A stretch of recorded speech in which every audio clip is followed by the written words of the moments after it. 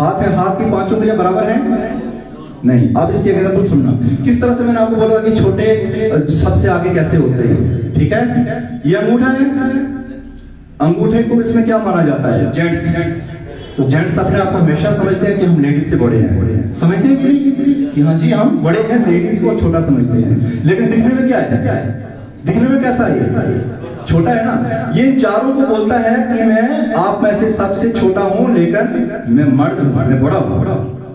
ठीक है। फिर इस उंगली की बारी आती है, ये उंगली इसको बोलती है बेशक तू मर्द है, लेकिन जितनी भी कीमती चीजें हैं सबसे आगे मैं ही उनको दिखाती हूँ। कोई भी चीज आपको खरीदनी होती है किस उंगली से दिखाते हो आप? देखते हैं ना, मुझे ये चाहिए, मुझे ये चाहिए, मुझे ये चाहिए। कभी हम पूरे हाथ से करते हैं मुझे ये चाहिए, इस उंगली से दिखाते हैं ना। ये उंगली किसको बोलती है? इस अंगूठे को कि सबसे जितनी भी मतलब जितनी भी कीमती चीजें हैं सबसे इन हाथों से इस उंगली से मैं ही दिखाती हूँ। अब आ गई बड़ी उंगली, ये क्या बोलती है कि बेशक आप कीमती चीजें दिखाते हो। अंगूठा बोलता है कि आप मर्द हो, लेकिन लंबाई में सबसे बड़ी हो। ये लंबाई में सबसे बड़ी होती है ना, होती है कि नहीं? लंबाई में सबसे बड़ी होती है। ये इन दोनों को बताती है। अब आगे इसकी बारी, ये इन तीनों को बताती है आप लंबाई में बड़े हो, कीमती चीजें आप दिखाते हो, आप मर्द हो, लेकिन जितनी भी हीरे जवाहरात की चीजें हैं वो मैं ही पहनती हूँ। रिंग फिंगर इसको बोला जाता है ना। सबसे ज्यादा रिंग हम कहाँ पहनते हैं? रिंग फिंगर जो है हम इसी उंगली में पहनते हैं। सबसे उसके बाद कौन सी उंगली की बारी आ गई? पीछे कौन सी बची? छोटी उंगली। ये छोटी है ना।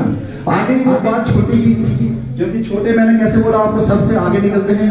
ये सारी चीजों को कैसे पीछे रखी? छोटी सबको बोलती है कि मैं दिखने में सबसे छोटी हूँ, लेकिन जब भी किसी को नमस्कार प्रणाम करना होता सबसे आगे मैं ही होती हूँ।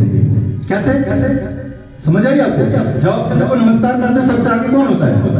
छोटी उंगली होती है ना। तो उसके लिए मुझे कैसे पता लगेगा आपको अच्छा लगेगा? कैसे लगेगा? तालियों से। थोड़ा सा हमारे पास ये होता है। आपको एग्जाम्पल की समझ आ गई? लेकिन जब आप किसी को नमस्कार करते हैं तो सबसे आगे कौन सी उंगली होती है?